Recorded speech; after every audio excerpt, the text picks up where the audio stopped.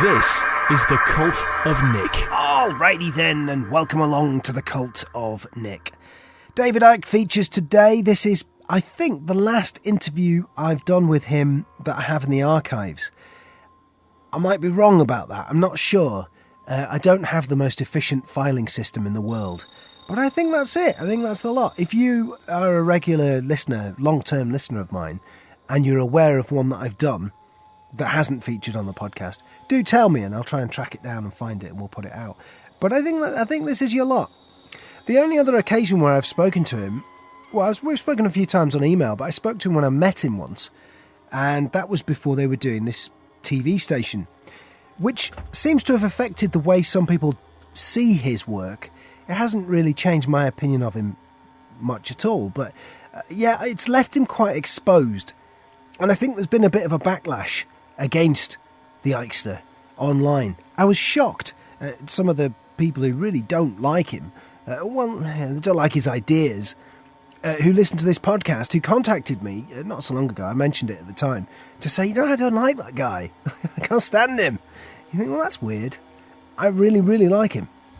One of the reasons I'm doing this podcast is I've just finished my chapter about David Icke, which is going in my book, which will be... It's on its way. It's kind of finished in a way, but I need to edit it and make it, all singing and dancing, and then work out how I'm going to distribute it. Do I try and go with a publisher? Do I try and self-publish? No idea. I've still not managed to get around to putting up a PayPal account yet, have I? So I'm not the most organised when it comes to real-world things. But point is, this chapter about David Icke that I've just finished writing, I've kind of managed to understand what it is I love about him so much. It's that it's impossible to completely agree with him. That's what I like about him. That's not true for everyone in his conspiracy theory kind of subgenre. There are some demagogues in there who are utterly convincing and who you can kind of become spellbound by, where you think to yourself, wow, everything that this person's saying is absolutely spot on. I've never been able to feel like that about David Icke. He fires out so many different ideas that you think to yourself, well, maybe that bit's true, maybe that bit not so much. And it gives you a shock as well, the bits that do seem to have a ring of truth to them. For example, when I recorded this interview, it was before the scandal of Sir Jimmy Savile, who it turns out is now widely regarded as Britain's most active serial paedophile. And at the time, Icke had this thing that he was talking about when I was interviewing him back, would have been, I don't know, maybe 5 years ago now, this interview. There was part of his belief system that I was always kind of a bit like, oh, I don't like that bit, we'll leave that bit. And that's this idea that the lizard people have a bizarre fascination and unpleasant occupation with children, child sacrifice, that kind of stuff. It's a big part of the subgenre of conspiracy theory. I'd always dismissed it, thought it was nonsense. Well, this is what I'm talking about with the ring of truth. At the moment, just Google it, Jimmy Savile, right? Just Google those two words if you're one of our many American listeners. There seems to be some sort of truth in this part of the conspiracy theory world. There does seem to be some sort of strangeness going on there that's deeply unpleasant. And what do you say? Who'd have thought that bit was going to turn out to be true or have resonance to it? Don't misunderstand me here. I'm not under the impression, although I give this impression wrongly in the interview. I'm not under the impression that David Icke is you can set your watch by his predictions and that it's really clearly spelled out in any of his books what he's talking about. He's more in the realm of the mystic. He's more in the world of, scattering the bones, and then in the long term you think, well, I guess, like a tarot card reading. If anyone's ever done a tarot card reading for you and they tell you what's going to happen in the future, and it's a blurred kind of prediction that in retrospect makes far more sense, and you can kind of look back and go, oh right, yeah, it's sort of right. That's how a lot of David Icke's ideas work out. So slightly apologising for my overexcited intro to the guy, but he is a hero of mine. Also on this podcast, we've got some words from the late protester Brian Hoare, who I think was a very interesting man. We went down to London as we pursued the case of Gary McKinnon on the Kerrang show. And we happened to bump into him. So we had a chat to him about Gary McKinnon, who's a guy who was being done by the American government for daring to hack into their computers, allegedly, and look into UFOs. And that's why we were there. So Brian Hall pops up, mixed in with the music of Zero Friends recording. Been a fun podcast to make. Hope you enjoy it. See you next Tuesday.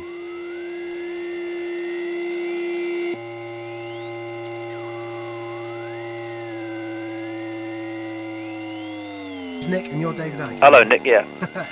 Listen, I'm going to get into this. We're going to do a chat with you as last time, but Alex has just told me, are you going to be standing up against the guy I've just been talking to? Yeah, not against, with. Really? Because we could talk about that. Okay, awesome. Well, I've just been chatting to him. I asked him about 9/11. He doesn't think it's an inside job, though. Right, okay, let me get to this, right. Well, that's a very good reason to stand with him, but pointing out that he's got a fraction of the picture. Well, it's interesting. I don't know, man. Listen, I'm looking forward to talking to you. Really am. Okay. Let's get into this and see what happens. Okay. It's Kerrang Radio. It's the night before. My name's Nick Margerrison. With us, we have a guy who I've interviewed once before, who I still, although I don't agree with or believe necessarily everything he says, I describe him as a hero of mine. So you'll have to excuse me at points when I talk to him. David Icke, thanks for joining us. Thanks, Nick. Listen, so much to talk about, so little time. Let's cover it as much as we can. For people who don't know you, to sum up, you're a guy who went on the Wogan show and was largely exposed to ridicule, and everyone thought you were a nutter. And you believe that the world is controlled by shape-changing lizards who live in the lower fourth dimension. And you wrote a book about 8 years ago called The Biggest Secret, which pretty much predicted all the terrorist attacks that are happening, the global police state that's now happening, and the financial collapse that's now happening, and pretty much every major news event that's happening now. Well, the thing is, Nick, that when you start talking about shape-shifting lizards and all that stuff, people recoil back, and it takes a long time. That's why my books are not short, to explain why something that at first hearing seems bizarre and fantastic and ridiculous is actually has credibility when you connect the dots. But it's simple to say, after 20 years of research in 45 countries, full-time research too, that the world is not just a little bit not like we thought it was, it's nothing like we thought it was. And really, you have to start with a blank sheet of paper in your mind if you're going to get this, because if you come to it with preconceived ideas or religious beliefs to defend or political ideas or beliefs to defend, then you're going to not go there. You're not going to go into the areas that are just going to blow that away. So yes, I come from a different perspective, but as you rightly point out, I've been writing books now for nearly 20 years on this and pointing out what the agenda was, not because I've sat in a darkened room smoking some weed or pulling this out of the ether. Hard journalistic research uncovered an agenda which is not just in Britain, it's global. That's why the same things are happening everywhere, to create an Orwellian global state in which people would be enslaved on a scale that Orwell described in his book 1984, which appeared to be a novel, but actually was prophecy the way it's turning out. And I've decided to stand in this by-election near Hull, in Holton Price and Howden, where David Davis, the Conservative, former Home Affairs spokesman, has called a by-election to stand on the protest to the Big Brother state, which I absolutely applaud.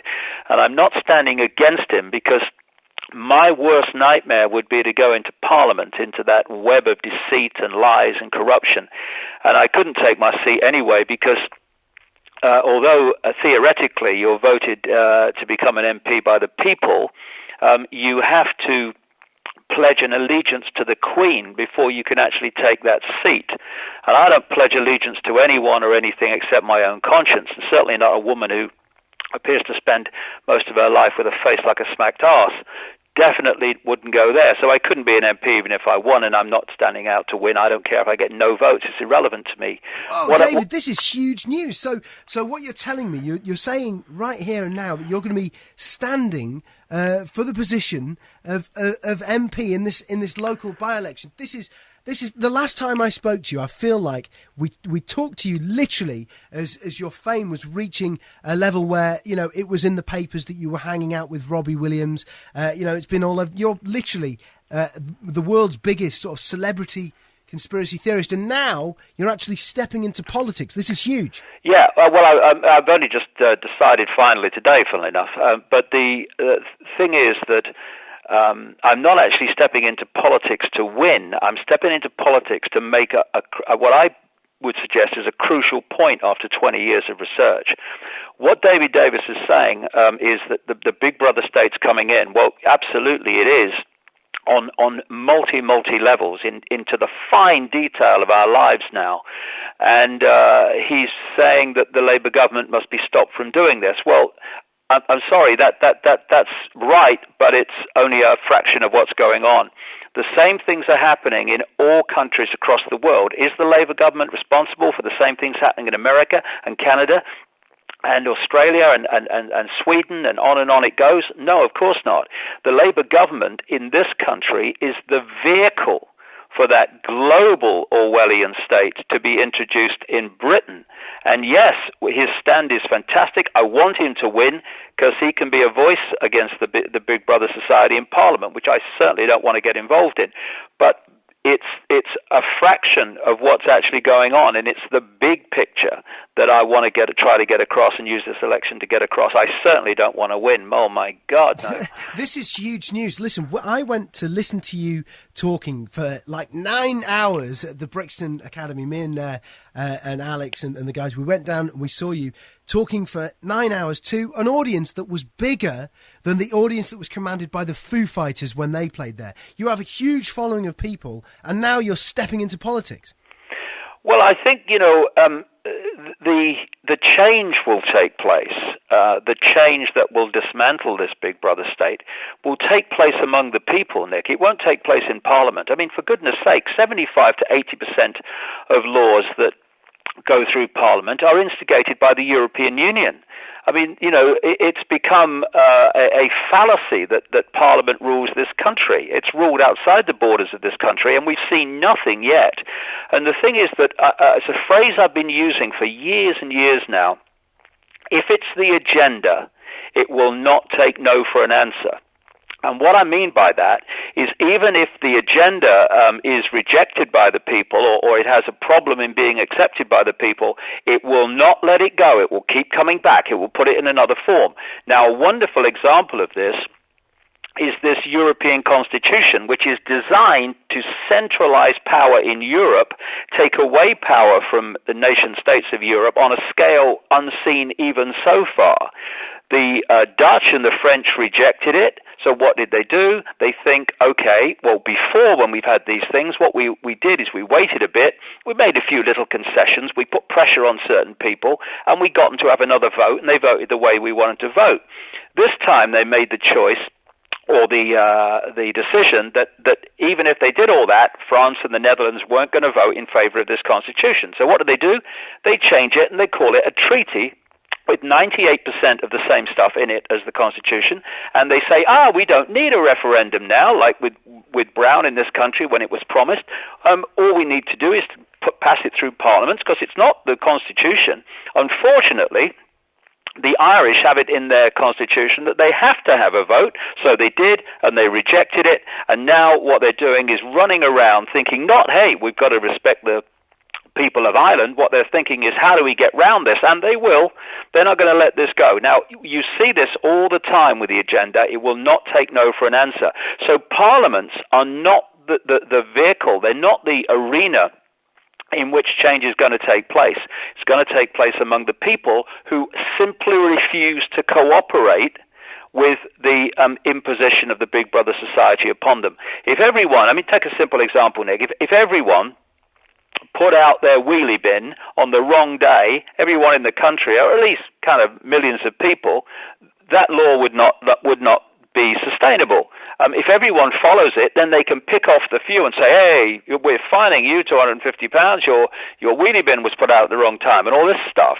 This is really the fine detail of our lives that the imposition's going into. So what I'm doing with this election is using it as a vehicle for the greatest power of all, which is information. It's information that people that's going to change society through letting people see what the authorities don't want them to see, i.e. how the dots connect and how everything from global warming to 9/11 to wheelie bins with microchips, to changing traffic wardens to civil enforcement officers and all this stuff, masses of different things that are happening in society. Once people see how they all connect to the same end, the same goal, then we've got a chance. But at the moment, it's going through and people don't like it. Oh, what's happening here? But the dots have not connected enough for people to see, whoa, the scale of it. The scale of it will make their hair curl, mate. Well, this is the thing, David, and this is what I want to get to, actually. Because the thing is sometimes when I engage in discussions and use some of your ideas without the full-on, the world's controlled by shape-changing lizards from the future bit, I feel like kind of I'm engaging in political debate and people can go, oh yeah, but it's obvious that, mate, you can see that. But I saw this years ago because I read your books, right? So let's get to the agenda, right? World population, microchipped, yeah? Well, interestingly, I posted a story on my website this very day about the British government planning to microchip prisoners. This is a part of what I've talked about, and I talked about at Brixton, what I call the totalitarian tiptoe. It's where you're going to stage Z, but you're at stage A, and if you go in one great leap to stage Z, where you really want to go, and you're going, then the change would be so fantastic that people would look up from EastEnders or whatever and go, whoa, what's happening? So you go from A to C to D to H. You go as fast as you can, but not so fast that people in vast numbers look up and say, what's going on? And this is what we've seen with the European Union, going from a free trade area, nothing to worry about, to now this centralized fascist superstate. And it's the same with microchips. We've gone from, microchip Fido, you'll never lose Fido again. Oh, we'll microchip clothing. Oh, we'll microchip goods. And now they're talking about microchipping Alzheimer's patients, microchipping prisoners. And it's all moving to what I've been writing about for a long, long time, which is the plan to microchip eventually all children at birth. So everyone is microchipped, connected to the global satellite system, positioning system, and all money will be passed through the microchip, just as we use credit cards now. It will be a microchip. And I talked to a guy, a CIA scientist, back in about 1997, who gave me chapter and verse on this whole scam. And he was pointing out that even people who are becoming aware of it think that microchipping is about electronic tagging, the computer knowing where everyone is. Now, on one level, that's true. But actually, the real agenda was the one he pointed out to me, which is that once you have a microchip inside you, you can be manipulated mentally, emotionally, and physically from afar by the connections to that microchip. People can be manipulated en masse, or they can be manipulated individually through manipulation of the microchip, because through that microchip they can affect the electrochemical balance of the body. They can affect the electrical signals passing through and to and from the brain and around the body, and through that they can manipulate you mentally, emotionally, and physically. They can make you sexually high, sexually suppressed. They can make you dumbed down. They can make you angry, and all the rest of it. All this can be done by manipulation through a microchip in the body, and this was all explained to me, like I say, nearly 10 years ago now. Now, that's what the agenda is. Just to back you up on this, we've had people on the show who are developing these microchips, who say that these things can happen.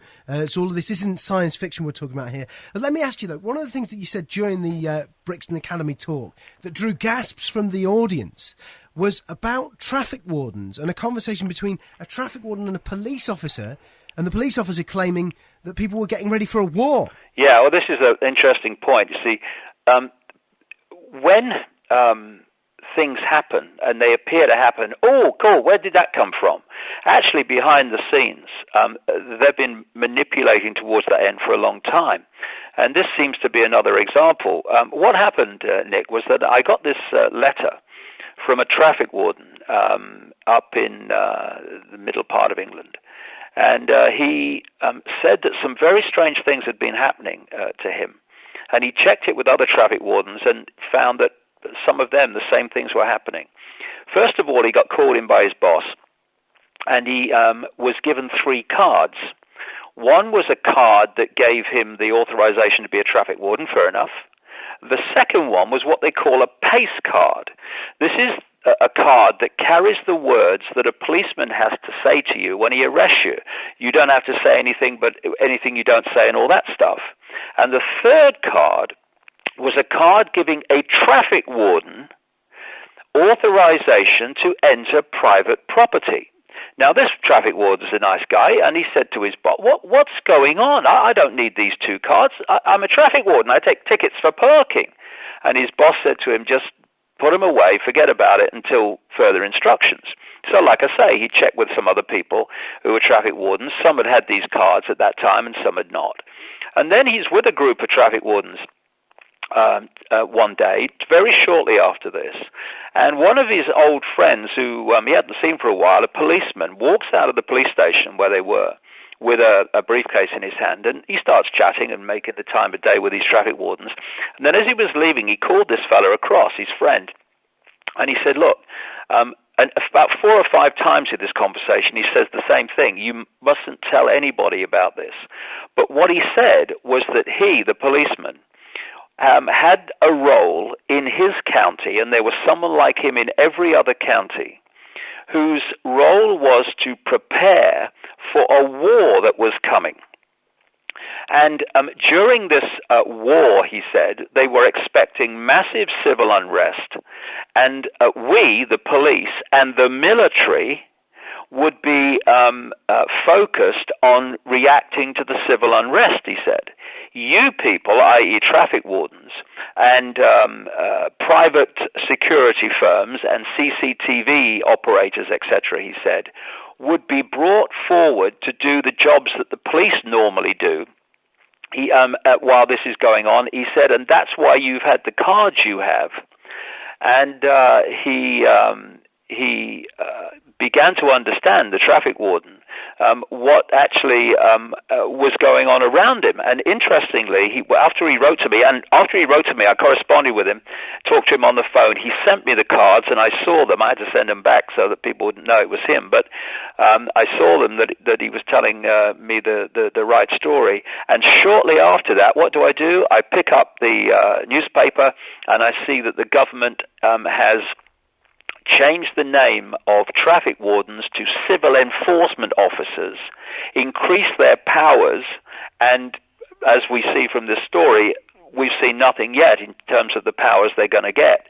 And so all these things are happening in the background, and when they hit the public arena, as if out of nowhere, they've actually been in the planning for a very long time. And in the meantime, of course, there's rumblings of a police strike, which may tie into all of this.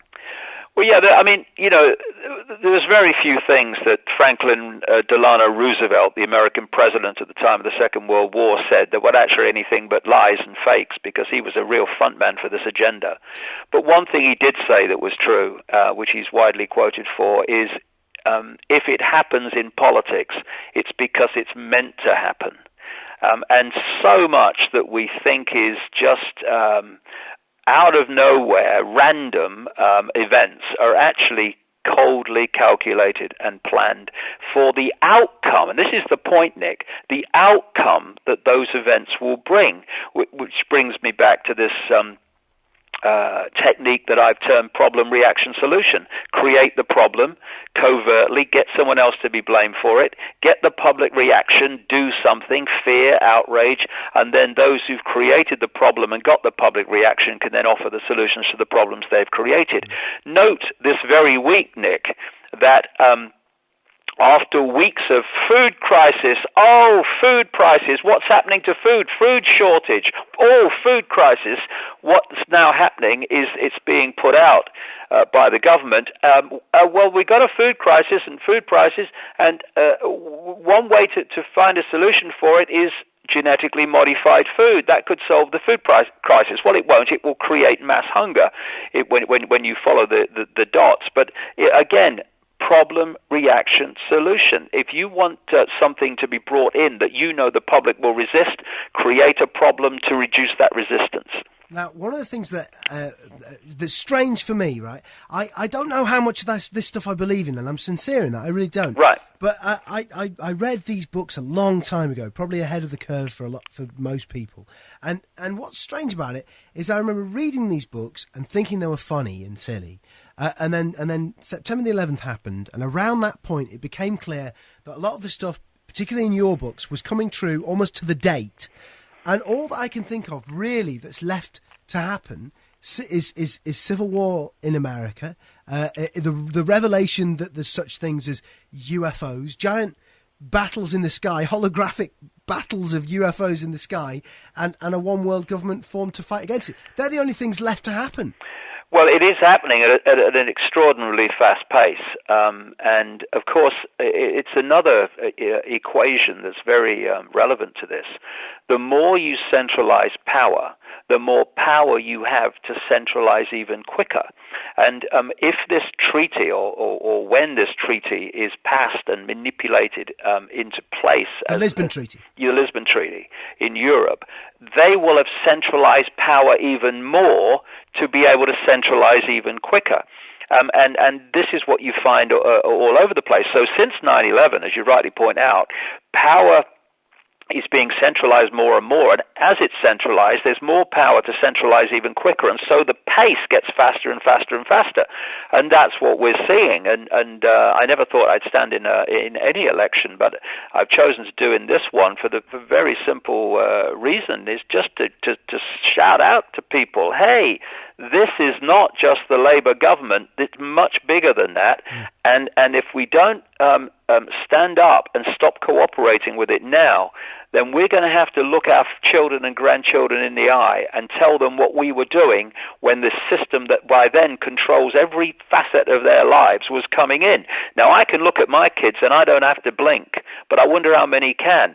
And a lot of it is because they don't know what's going on and therefore don't react to it. That's what we've got to put right. Well, this is what I want to talk to you about now. David Icke, the person, the human being, right? And rather than the guru that's kind of terrifying me. One of the things about this is I'm trying to picture what the experience of writing these books, which lay it out on the line, was like, because originally you were a TV presenter, a wacky funster, a little bit like Gary Lineker, right? And then next, what happened is what a lot of people would term as kind of like some sort of nervous breakdown. You went a bit mad, and you were saying all these crazy things, and then you started writing these books. How much of these books did you believe as you were writing them, talking about microchip populations, talking about staged terror attacks? How much of it did you think would actually happen when you were writing it back in the 90s? Well, all of it. Otherwise, I wouldn't have written it. This is one of the things that I found. One thing. It's basically, you talk about my personality. This is my personality. I was invited years and years ago to speak at the Oxford Union, where they debate various things and all that stuff. I did it again recently. And what I didn't realize till I got there is some student members of the union, they draw lots to decide if they're going to talk in favor of the motion that night or against it. And it can be completely against what they believe to be true, but I watch these people put forward passionate debating speeches for and against this motion, and afterwards chatting to them, many of them didn't even believe a single word of what they were saying. That's why so many politicians come through the Oxford Union into Westminster, because that's what politicians do.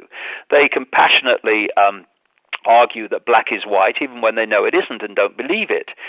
I'm not like that. I simply cannot say anything that I don't believe to be true. It's just not within me. I just couldn't get the words out. And so when I'm writing this stuff, I'm writing it because I believed that it was coming on the basis of the evidence that I'd compiled by then. Because like I said earlier, I've been to around 45 countries over nearly 20 years. And, that is an enormous amount of research that I've done.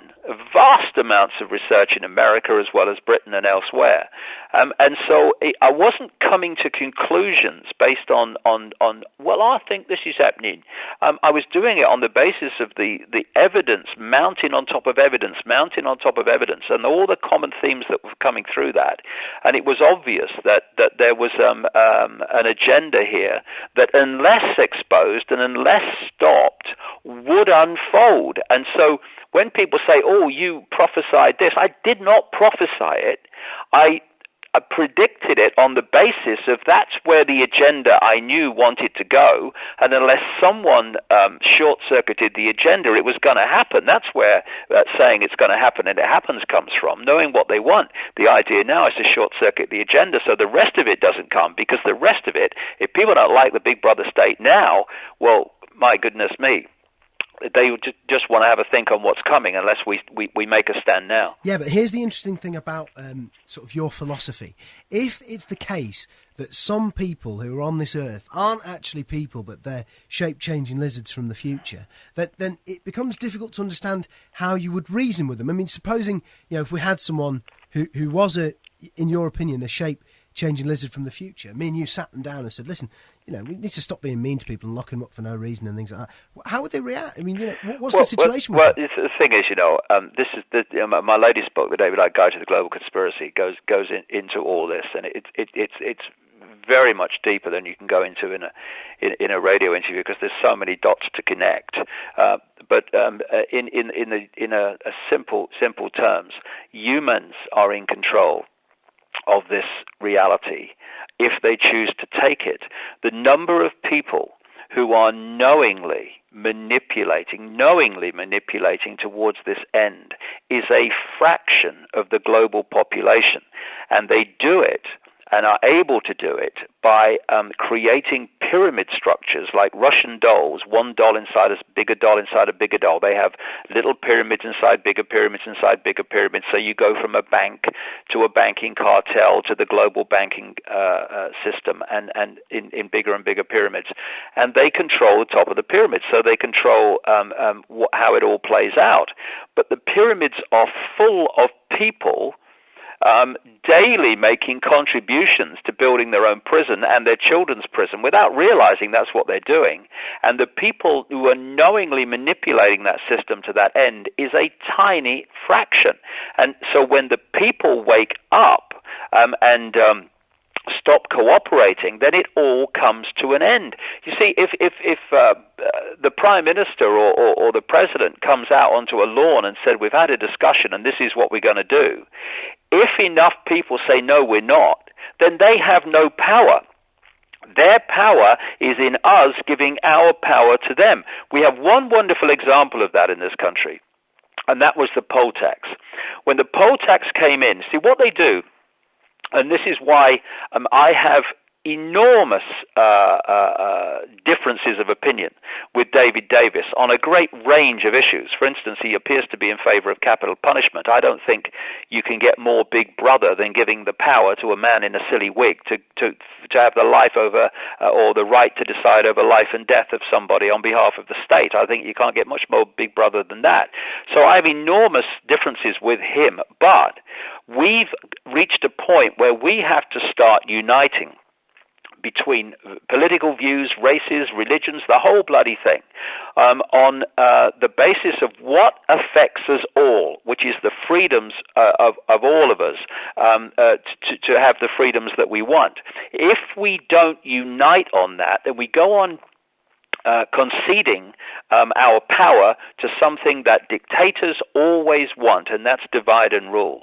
And what they do is they divide and rule us through the fault lines of race and income bracket and religion and all the rest of it. And we're so busy fighting each other that we don't look up and see that the strings attached to us are the same strings attached to the people we're fighting. So this unity must come. And when it does, as we saw with the poll tax, because the poll tax under Margaret Thatcher did not affect just the working classes or just the middle classes, as they're called, but affected people across the range, there was a unity of response, there was a unity of non-cooperation, and as a result of that, all-powerful Margaret Thatcher had to concede the poll tax. Now, that's a wonderful microcosm of what needs to happen now on a vast scale across the range, where we all unite, put down our differences. Most of them are rubbish anyway. Put down our differences and focus on something that affects us all. Because this is not about enslaving Jewish people or Islamic people or people from the East End of London or people from Africa or America or Australia. This is about enslaving all of us. And unless we come together to meet this with unity, then we're going to be picked off. What did they say? What was that famous saying about Nazi Germany by a pastor who said, first they came for the Jews, and I was not a Jew, so I did nothing. Then they came for the communists, and I was not a communist, so I did nothing. Then they came for the trade unionists, and I was not a trade unionist, so I did nothing. Then they came for me, and there was no one left to speak out for me. That's what's happening now, and that's why this unity and putting down these ludicrous fault lines of division between us is absolutely essential to sort this out. You see, I agree with you on a lot of things, right? But one of the things that is always in my mind is I'm talking to a guy who thinks that some people are literally not human and that they're shape-changing lizards from the fourth dimension. How do I even know that you're human, David? Well, none of us are human in the end, because human is a computer program. It's what the body is human. We're not human. We're consciousness. We're consciousness that is all that is, has been, and ever will be. We're just having an experience through a human body, so that we can interact with this tiny range of frequencies called visible light, which is what the five senses can access. So the human part of us, it's only human nature and all that stuff. That's the physical level of us. But we are consciousness that has experienced this reality through the physical body, and we get confused by identifying what we see in the mirror as who we are. No, that's what we're experiencing. Who we are is consciousness. That's what continues after what we call death. It's that is being experienced when near-death experiences leave the body on physical death, and then experience being alive outside the body, and then come back into the body when the body's revived. That's who we really are, consciousness, and we get caught in this illusion of being human, with all the limitations and stuff and divisions that brings. Once you move your point of observation, and that's what's happened. That's what happened to me in 1990 when I went through that amazing, strange period. What was happening and why it was very confusing to me is because my point of observation was moving from being human to being conscious, being consciousness, and aware of being consciousness and not being the physical body. That's what was happening. And of course the transition between one and the other can, blow your mind, literally. And but when everything settled down, then from a point of view of consciousness, I could see things I couldn't see before. And that's when I started this journey of uncovering this, because I could now see what I'd been blinded to before. And more people become conscious rather than five sense conscious, if you like, just experiencing reality through the five senses all the time, the more people get it and the more people see it. Those 2,005, I'll give you a great example, Nick. Those 2,500 people at Brixton overwhelmingly were aware that they were consciousness and not the physical body, which was just a vehicle for their consciousness to experience this reality. As a result, I was able to stand there for 7 hours, however long it was, and give them everything without holding anything back. Now, when I spoke at the Oxford Union about 2 months ago, this is elite students at the world's elite university. I'm sitting in a hotel in the afternoon before I speak in the evening thinking, how do I put this in baby steps so these people will get it? Because they are intellectual about a tiny fraction of possibility. And anything outside of that sense of possibility is so outrageous and freakish and ridiculous to them, they will not go there. They can't get it. And so opening ourselves to understanding that we are consciousness and not the physical body opens us up to a different point of observing life and events. And it's a point where you can see, as I know from experience, a hell of a lot more than you can see when you're stuck in the five senses and thinking that's who you are. I think part of it, though, is that they're more for challenging you. I mean, one of the things that I found strange is when I was there, and I was there, it was about 9 hours. It was ages, and it was fun. I enjoyed it. I like hearing you talk, and everyone was there. I felt like they were kind of your followers listening to you talking, and they wouldn't really challenge you on any of the things you were saying. Maybe what it is, maybe I should try and challenge you on the idea of a one world government and a global computer. I mean, let me think about the idea, right? If everybody had a microchip, we knew where everyone was all the time. We had a one world government. Obviously, that means we'd have no wars. We would. We'd have wars by the world government that would control the world army against any group that would not concede to the diktats of the world government. Yeah, any criminals. So, I mean, we'd have good... No, not criminals. Good crime detection rates. People that didn't... Well, yeah, all the criminals will be in the world government. You see, this is the point. A journalist said to me once, what would be the point of a world army? There'd be no one to fight. And I thought, you're a journalist, aren't you? Of course there would. I mean, the idea of the world government with the world army, and that's, again, another thing that was in my books a long, long time ago. I said, watch for the time when they start giving an excuse for NATO to start operating outside of its designated area of operation, which is the North Atlantic Treaty Organization. Where's NATO currently, among other things? In Afghanistan. Exactly. Because they're moving totalitarian tiptoe style, step by step, towards the world army. And the world army is designed to impose the will of the world government. So, if you want to sit there like a good little slave and say, yes, sir, no, sir, anything you say, sir, to the authorities, there won't be any war. But you won't have any mind either. Now, think about it, though. You've lost, if everyone had a microchip, you lose your kids, you're not sure where they are, they need to come back for tea, you press a button and they go, oh, I better come back. If that, well, would you want kids to be that acquiescent to their parents? My God, I don't know. I'm challenging you. What's going on? Well, no, I know you are. I know you're playing devil's advocate, mate. I know what you're doing, but I'm giving you the answers. The point is, there are many things that if that's all that it was about, then you might say, well, okay, that's not so bad. But that's not all that it's about. Microchipping people, it means that nothing and nowhere that you go or you do is not being tracked.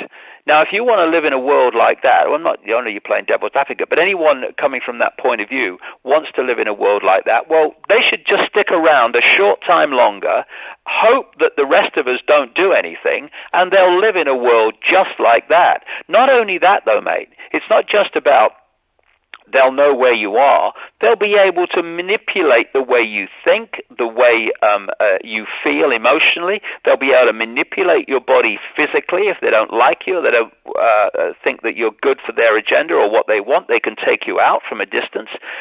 It's the scale of what we're talking about is just science fiction to most people. And I wish it was. But then unfortunately, it's not. The criticism that always rests heavy in my head when people say it is, but if I've got nothing to hide. Oh, I love this one, mate. If I've got nothing to hide, David, I've got nothing to lose. I love this one. Well, okay, I say to those people, let's have cameras in your front room then. Let's have cameras in your front room. And let's have cameras in your bedroom. Let's have cameras in your toilet. And I've said that to people who say this. They go, oh, no, don't want that. Well, so there is a line to be drawn then.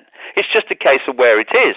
And this idea, I mean, I've come across people who, they live out their lives, they're yes sir, no sir people and all the rest of it. And their idea is that the state's benign and it's there for the people and all the rest of it. And then one day they come across a situation where they have an experience of their own that shows them that the state is not there benignly serving the people. Actually, it's a vicious dictator.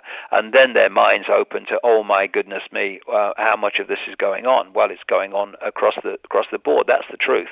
And again, we come back with that to what I said a few minutes ago. If you are a little yes sir, no sir, anything you say sir, tell me what to think sir, thank you sir, then there'll be no problem for you in this state of global fascism and global Orwellian dictatorship. No problem at all, because you ain't a problem to it. Anyone that wants to express their own uniqueness, anyone that wants to have their own view, anyone that wants to live their life in a way that's different to what the state dictates, then you got a problem. So, if you want to be a clone, you'll love it. If you don't, then we need to do something now. Let me ask you about your current celebrity status, because this is kind of a weird new thing for me, right?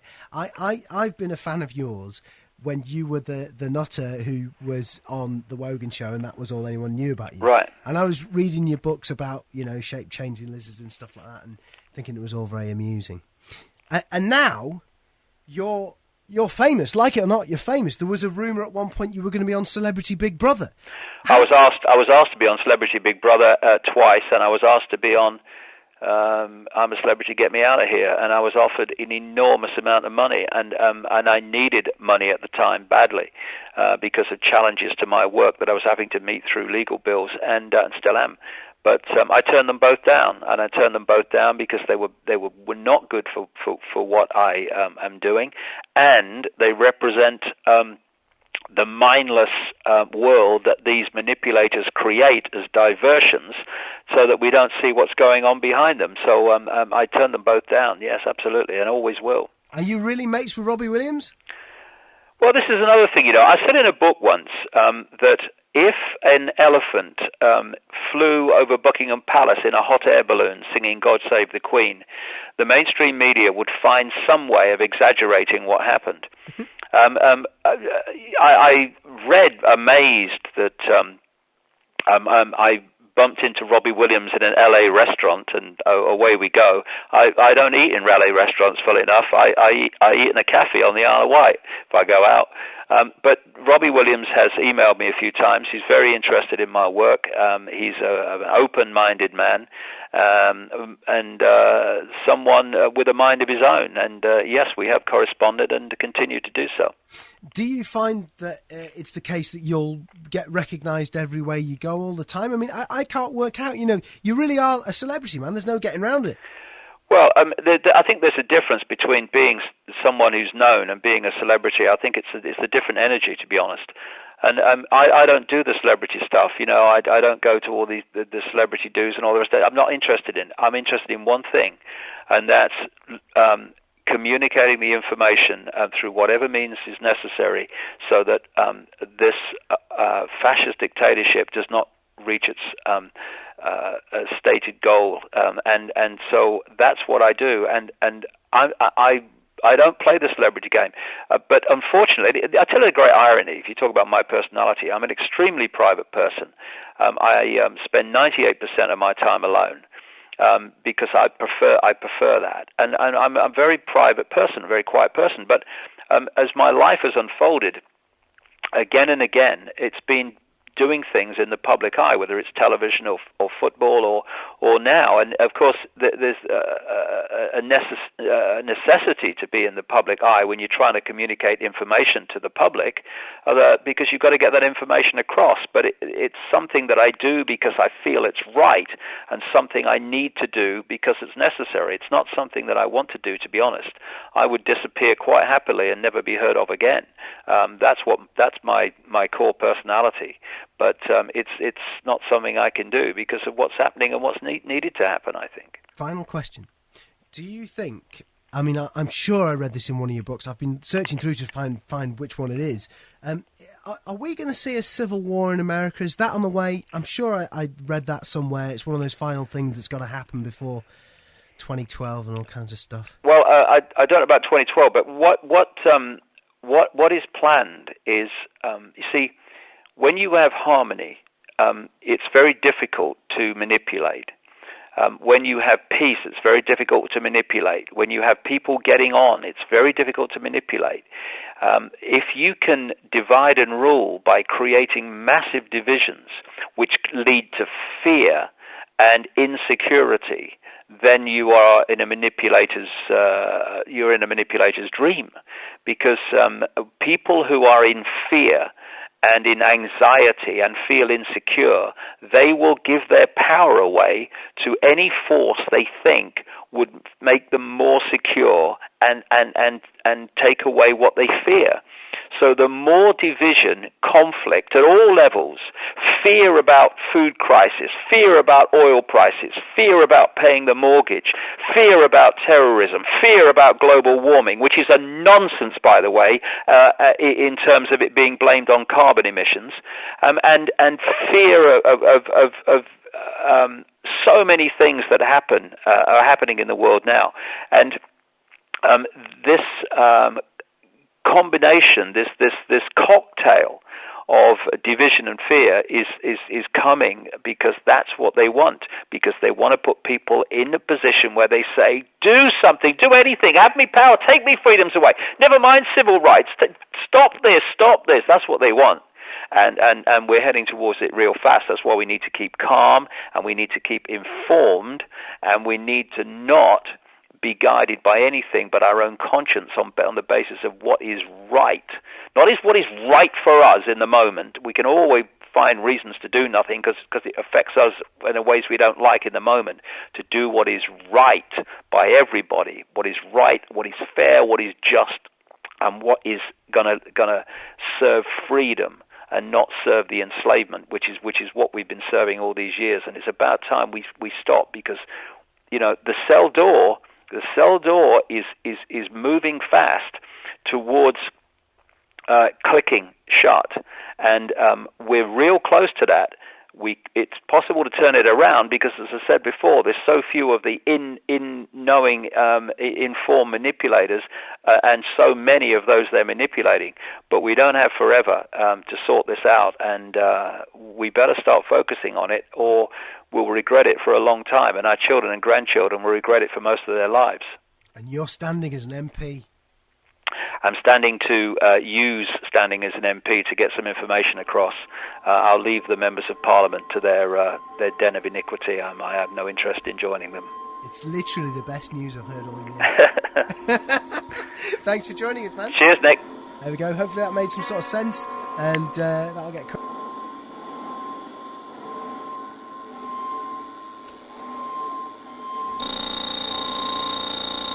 I'm afraid that's the thing, and you can meet it on whatever level you like. I mean, you can go the whole hog into holographic reality and all that stuff, or you can meet it in daily experience. And even at that level, the speed it's unfolding now is ridiculous. Yeah, like I said to you the last time we talked, I've gone from sort of reading your stuff thinking, oh, that's funny, isn't it? And then having it, and then it's happening. And yeah. Have you ever heard of the idea that we make these things happen by thinking about it? Oh yeah, I think there's a lot in that, and that's a lot of the manipulation of the mass consciousness is to manipulate us to create a reality that they want. But this has been going on for a long time, and it's not that we've thought this into existence since I started writing these books. This agenda goes back literally thousands of years, and they've been expanding and expanding the power and expanding the power and expanding the power. And once computerization came in, and all that stuff that's followed, and nanotechnology and all that stuff, they suddenly had the technology to make it global, and that's what they've done. I went a good year going, right, I'm not paying any more attention to it, I'm not going to listen to any of it anymore, and then maybe it won't happen. And then, well, listen, good to talk to you, man. All right, mate. Keep the faith. All the best. See you later. Bye. Good luck with the MP. See you. Bye. It's Kerrang Radio. It's the night before. My name's Margerrison. Right, it's time to get onto the airwaves. A chap who I've interviewed a few times in the past on the show, and I often describe him as kind of a hero of mine. And that's true. I mean, I've read his books and I absorb his ideas, so it's always quite exciting for me when I interview him. David Icke, thanks for joining us on the show. No problem, mate. Last time I spoke to you, we were talking about the Big Brother state and kind of the messed up world that we're stumbling around in, and you're a conspiracy theorist, right? So No. I'm a researcher of what's happening in the world with evidence underpinned by fact. Your argument is that the world's controlled by an extraterrestrial, shape-shifting reptilian race of entities. Well, no. That's one level of what I talk about. If you want to encapsulate it, I'm saying that in the world that we daily experience, there's a network of interbreeding families that sit atop the pyramids of the banking system, the transnational corporations, the major political parties, and not least many of the smaller ones, and the global media at ownership level, at the top of the pharmaceutical industry, the oil cartel, etc. And from those pyramid peaks, in the end, one pyramid peak, they are orchestrating through these various elements and institutions the creation of a global Orwellian state, which would consist of a world government which would dictate to every country in the world, a world central bank that would control global finance, a world army that would impose the will of the world government and the world financiers, a world currency which would not be physical cash. In the end, it would be one electronic global currency, and a microchip population connected to a global computer, a world of constant surveillance, total control. And that's the world that's unfolding by the day, which is why more and more people are looking at my stuff now with new eyes, in a new light. But beyond what I've just described, there are other levels of it. Yes, there are non-human entities involved. Let me tell you then, right, last time we spoke, that world that you're describing, it seemed all so terrifyingly close, and but since then, right, things have changed, and it all seems okay because a guy called Obama is now the president of America, and he doesn't look quite so evil as Bush, so surely we're fine, we're all right now. Okay, let me ask you this question. If someone comes to your house and they want to sell you double glazing, are they more likely to sell it to you if they're overtly, obviously nasty piece of work and what you call evil, or if they've got a nice smile and say all the right things? Because that's what this man is, Obama. He's a salesman. He's a used car salesman. See, the thing is that presidencies are not times when there is change, despite that mantra of Obama's for the last 2 years. Presidencies, when different people enter the White House, are different phases in the same agenda, the same journey. And so what we're looking at with Obama is a presidential version of this technique that we've discussed before that I call problem, reaction, solution. You create the problem covertly, you blame someone else for it, you get the public to buy your fake version of the problem and who's what's to blame for it. You want them to be in outrage, in fear, and say something must be done, and then you, who've covertly created the problem and got that public reaction, then offer the solutions to the problems you created with changes in legislation and changes in society which advance your centralized Orwellian state. Now, what the 8 years of George Bush have been 8 years of creating massive problems on purpose. I mean, not by him. I mean, you can't tie his shoelaces. I mean, the people that control him. So you've got America, for instance, and indeed the world now, financially in an absolutely terrible state. Plus, of course, great military problems for America with all the overseas wars and the slaughter that have gone on. Now, of course, in America, we're talking about a world situation, really, in terms of this, but particularly in America, and I've been there many, many times in the last year, you have a situation where the people there are sick of the Bush years. They're frightened of the problems that have been created. They're worried about the future and all the rest of it. So now the seamless journey of the Orwellian state has now produced the apparent solution, Barack Obama. And because of the way he's been sold, because of the staggering myths that surround this crooked man, he's going to have a very long honeymoon period in which he's going to be able to get away with lots of things in terms of changes that Bush would never be able to get. So, David, what can we expect? Through. What can we expect Obama to do over the next few years? Okay, well, first of all, it's interesting if you, and indeed vital, if you look who's behind this man. You see, what's made it a head shaker for me, mate, in terms of people that had a basic idea of how this conspiracy works, who bought Obama, is that somehow they think that despite the way the whole thing's stitched up, despite the fact that you need cuckoo land amounts of money to get the candidacy from your own party in America, never mind run for president itself, and this man Obama broke all records for funding, despite that, somehow, miraculously, this man of independent mind, quote, came out of nowhere, was not part of the system, attracted record funding, and ran the slickest presidential campaign in American history. I mean, the idea and people are buying that. Why? Because they want it to be true. And there's nothing more powerful than telling people what they want to hear. That's what people like used car salesmen and double glazing salesmen tell you, what you want to hear. So the man behind Obama, going back into the early 1980s at least, is a guy called Zbigniew Brzezinski. He's his mentor.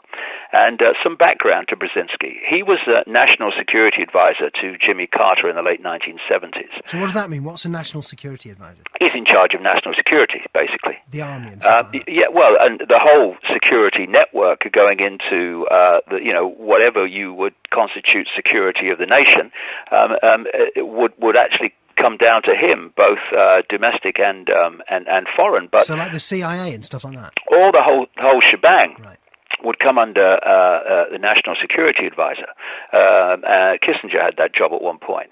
And a few years ago, in an interview with a Paris magazine, Brzezinski openly admitted that when he was National Security Advisor in the late 1970s, he set out specifically to entice the Soviet Union to invade Afghanistan because he said he wanted to give them their Vietnam and undermine them.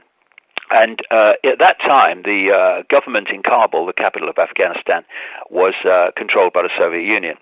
So what Brzezinski did, and this is not me surmising, this is what he said openly all these years later, is he started covertly funding and training what we would call today terrorists to start guerrilla wars against the Kabul government. And he let it be known, for the reasons that I've just described, that he let it be known to the Soviet Union that this was going on, because he was trying to get the Soviet Union to invade Afghanistan to defend that government. That's what they did. And they occupied Afghanistan for 10 years, and 1 million Afghans lost their lives as a result, and goodness knows how many Russians as well. However, what happened to those terrorists, if you want to call them that was funded and trained by Brzezinski, is they then became known as the Mujahideen, which became the Taliban, and what is alleged to be, though it's not really, this group, this invented group called Al-Qaeda. And what they did during that occupation of Afghanistan by the Soviet Union was they brought in a front man, a focal man to be the center of it all, and that was Osama bin Laden out of Saudi Arabia. So hang on a minute. What you're saying is the guy behind Obama is actually the guy who's ultimately behind the Taliban and Al Qaeda. He's the man that started it all off. And ironically, this is so many ironies with with Obama, not least that he's perceived as a trustworthy, genuine man. One of the main policies is that he will massively increase troop numbers in Afghanistan, including European troops, to take on the Taliban in Afghanistan. And the great irony is that the man behind Obama was the guy that started the whole chain of events that led to the Taliban and all the rest of it. You see, as Robin Cook, the former British Home Secretary, who died very conveniently when he was starting to say some very, very interesting things. He wrote an article, and I knew this was true anyway from my own research, but coming from him, it was tremendous confirmation. He wrote an article in The Guardian not long before he died in which he pointed out that Al-Qaeda actually translates as the database, and the reason is because the so-called Al-Qaeda was made up of names of the Mujahideen, started off, of course, by Brzezinski, that were on a CIA database. So, the idea that people have bought is that Obama is against war. No, he's not. He made one speech against the invasion of Iraq, which, when you even research that, there's a few doubts about the passion and genuine nature of that situation as well. But ever since he became a senator, he has voted overwhelmingly again and again with the Bush administration on policy in Iraq. And he wants to increase troop numbers, like I said, in Afghanistan. He says he has no problem bombing Pakistan in pursuit of terrorism if the Pakistan government won't do it. And he said he would have no problem taking military action against Iran in certain circumstances. So he's not against war at all. David, is it a coincidence that it's apparently called Barack Hussein Obama sounding a little bit like Osama, and of course Hussein being Saddam Hussein? Is that just a coincidence? Well, I mean, this is another staggering part of the background to point out. You know, you cannot be president of the United States unless you were born within the United States. Barack Obama has still not produced the evidence that he was born in the United States. It is claimed he was born in Hawaii. That birth certificate has never been produced. There's about 3, 4, 5 lawsuits running. One's been thrown out. They'll all be thrown out, of course, in America, demanding that before he can become president, he has to prove he was born within the United States. And when you've got his half-brother and his half-sister and his grandmother back in Kenya, all saying he was born in Kenya, these things should be addressed. But because it's Barack Obama, because he's got this extraordinarily powerful network behind him, centering on Brzezinski, but also including the financier, the billionaire George Soros, and all these groups that I expose in my books, the Council on Foreign Relations, the Bilderberg Group, the Trilateral Commission. The Trilateral Commission, actually, worth mentioning, is one of the major manipulating groups, not just in America towards this Orwellian state, but also worldwide, and a co-founder of the Trilateral Commission with David Rockefeller was Zbigniew Brzezinski. So the whole network around Obama and behind Obama are the very people and the very organizations that I've been exposing in my books all these years. Of course, because we're going from the Bush phase, create the problem, to the Obama stage, which is now we're going to offer all these solutions to advance our Orwellian agenda, and we're going to do it with a smiling face. Do you know one of the things that this guy is openly now suggesting, and if you go back a few years, you'll find this very thing in Brzezinski's own books before anyone had heard of Obama.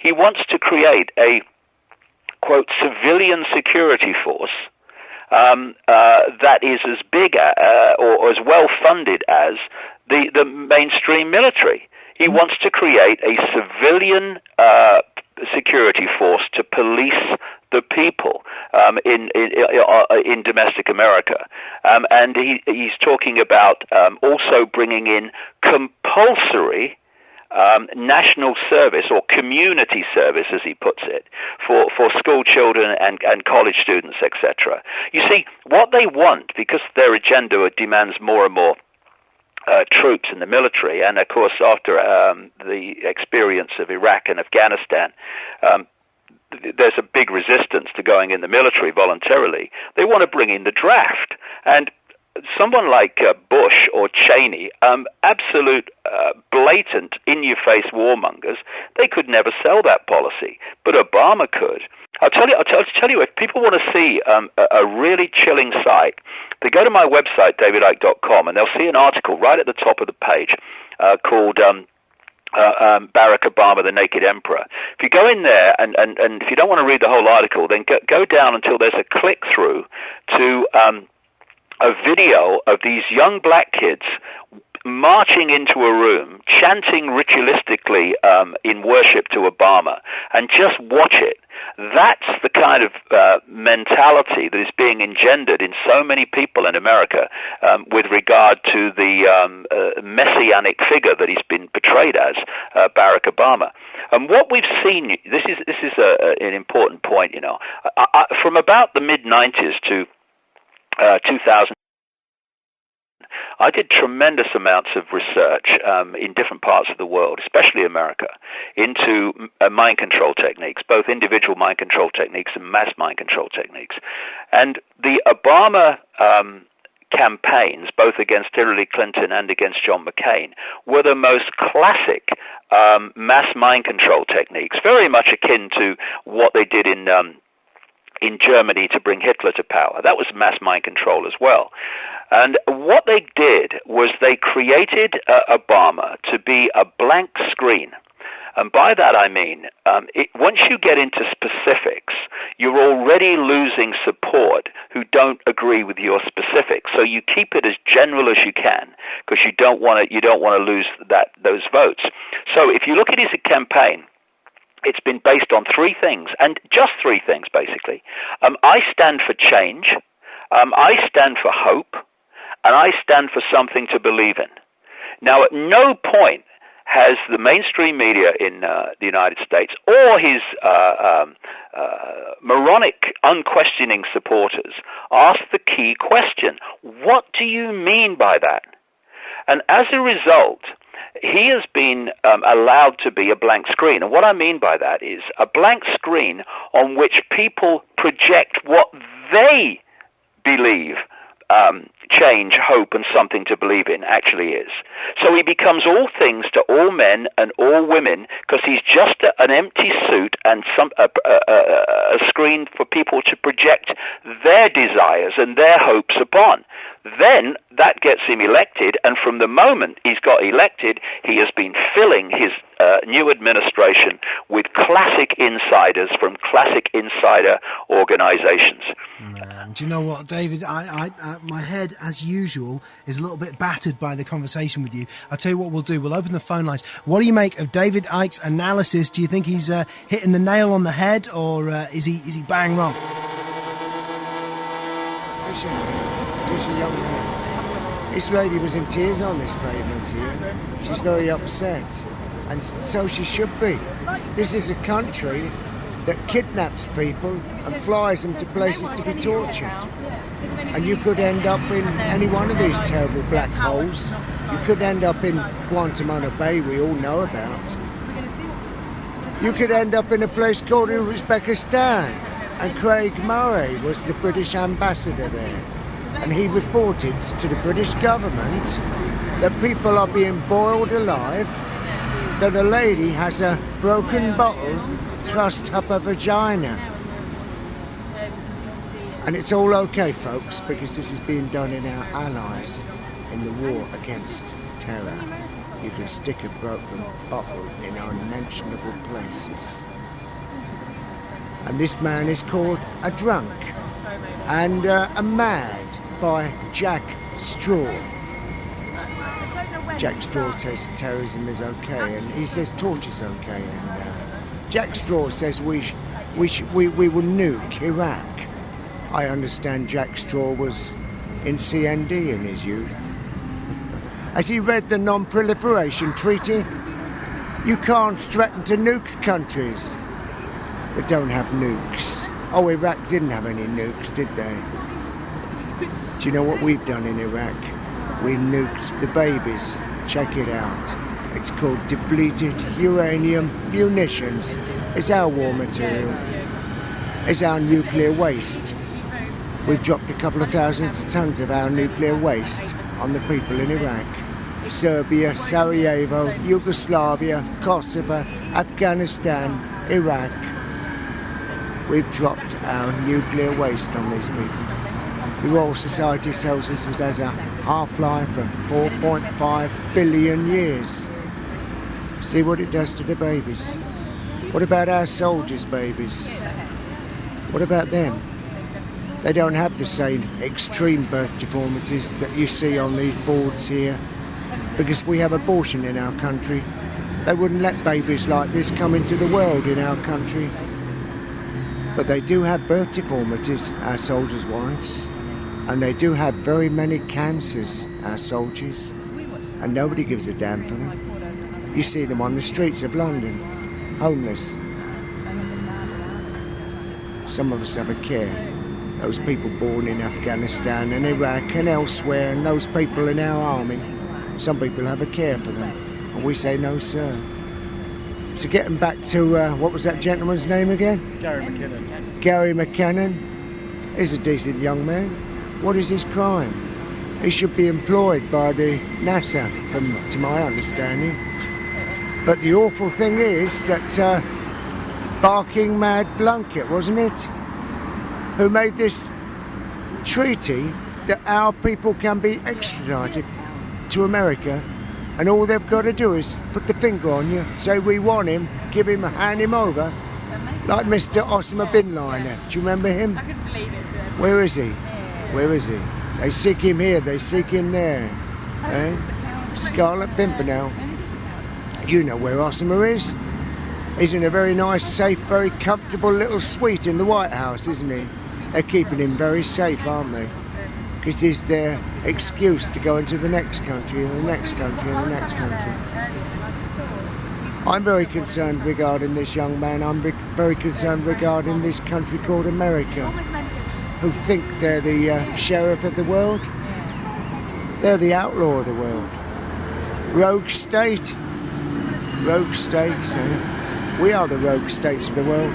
Genocidal Britain, United States of Assassins. We are the rogues. We're not the sheriff. Who do we think we are?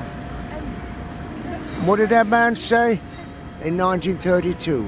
You recall these words, of course. Everybody knows this in our country, don't they? We reserve the right to bomb the niggers. Yes, David Lloyd George said that in 1932. They were words in response to Germany. You know, that evil Nazi country? They said in 1932 they were trying to stop this aerial bombardment of cities. And of course, we reserve the right to bomb the niggers, is what David Lloyd George said. He said it in reference to the people of Afghanistan, Iraq and Iran at the time. Moved on a long way. Have you noticed what's going on? Iraq, Afghanistan first, Iraq. Oh, Iraq was before Afghanistan, but then Afghanistan was before Iraq. We've been murdering these people for getting on for 100 years. Our army had its biggest defeat. I think it was the Royal Berkshire Regiment. They lost 12,000 people there. The army will tell you. Do a double check on that. Check it up. They'll tell you. We had our biggest defeat in Afghanistan. We were thrown out of that place. The Russians were thrown out of that place. I do talk a bit, don't I? That's good. What I'm concerned about is a young man who, what did he actually do? He got on a computer, and America want him. And what would they do to him? What would his punishment be? Their national security. National security. They set the riot police on the people yesterday. The peaceful campaigners who wanted to walk down their Whitehall to their Downing Street to make their representations against their Prime Minister, inviting this biggest murderer in the world, George W. Bush, to come to our town. He's a war criminal. But there again, so is Gordon Brown. Have you checked him out? I don't do war, I just pay for it, is what Gordon said. What a porky pie.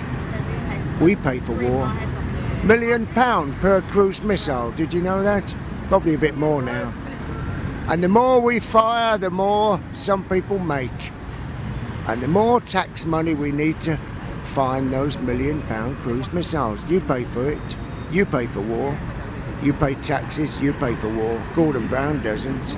Gordon Brown earns out of war. Just very nicely, thank you very much. Along with Torturing Tony. You remember him? Mr. Blair?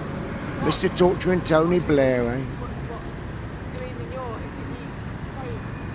So they attacked the peace campaigners because they wanted to walk down Whitehall to say to George Bush, we don't agree with you, sir. We don't agree with you. And George Bush didn't have the benefit of hearing what the British people had to say. It's not right, is it? Democracy? What do you mean? Freedom of expression? The police need to read the book. They need to read the law. We have the right of freedom of expression under the Human Rights Act, Article 10. And it says very specifically, police are not to interfere with this right of freedom of expression. You've seen the interference. You've seen the riot police attacking the people. You've seen how many thousands of them. They said they spent £5 million this time. I find that hard to believe. It was £10 million last time. Is George Bush's safety and security devalued? What do you think? Oh, they stopped all the people flying out of the airport, didn't they? Because he's arriving. Isn't that marvellous? I couldn't have a piss. This morning I couldn't have a piss at the public toilets. Well, because it's for George Bush's security, you see. So Brian Horde, a peace campaigner who's been in Parliament Square for 7 years, 24/7, can't go to the public toilet to take a leak because apparently that's going to endanger George Bush's security. I mean, where are we at? Are they taking the piss or what? They were taking the piss before that. Did you know you have to pay 50 pence to take a piss? To have a pee? 50 pence in Westminster. Yeah, there's some multi-millionaire making fortunes out of it. We really think it was part of their campaign to get rid of us as well. Yeah, you don't have to pay 50 pence anywhere else, just here in Westminster. I don't know. What a game, eh? What a game. And what are you going to do about it? What are you going to do to make things better, eh? Am I my brother's keeper? Am I? Are we human? There were some courageous people yesterday, and I'm glad they stood up and spoke out.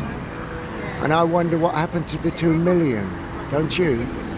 2 million people took to the streets in February, Truro. Which year was it? 6, 5, 3? Oh, I'm lost track of the years. Yeah, anyway, you know there was 2 million people took in the streets in London. What happened to them? Things have got worse and worse and worse. Carnage. Oh, awful things are happening. And apparently America thinks it's above the law. They think their soldiers are above the law. And what do you say?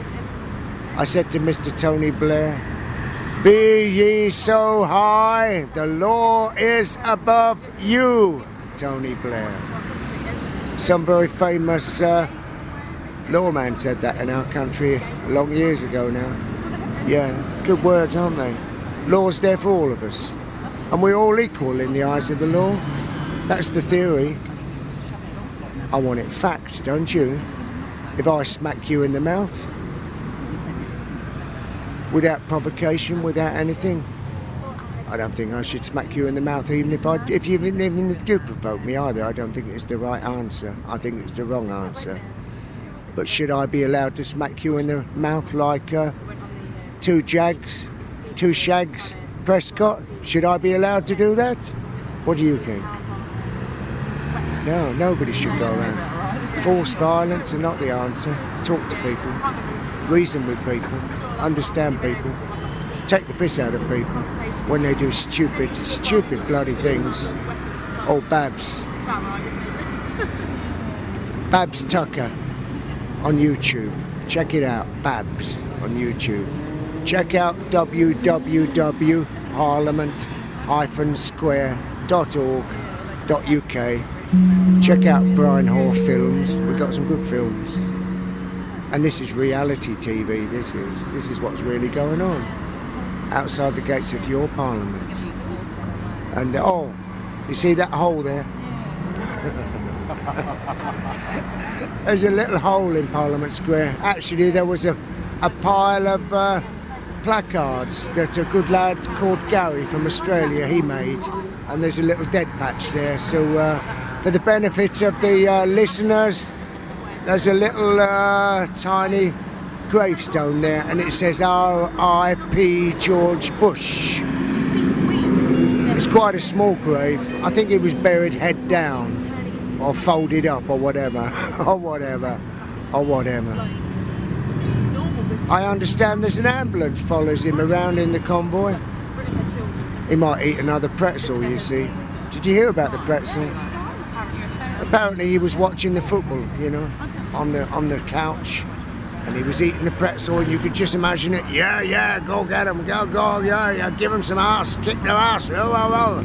And he's stuffing the pretzels in his mouth, and apparently one's supposed to have got stuck in his throat, nearly suffocated. He fell off the couch, so the story goes, banged his head, and the pretzel became dislodged. That's the story. That's one story. All it takes is a more motivated Mr. Pretzel, George W. Bush. Hey, we're all human. We're all going to meet our maker one day. Don't be too proud, too big. All it took was a Mr. Pretzel to... somebody else said it was Daddy Bush, and George wasn't doing the dirty business fast enough, you know. Whatever. Innocents are dying right now, and what are we doing about it? And this young man with NASA, with bloody. He would have a bit of editing to do, but I hope there's something there. That's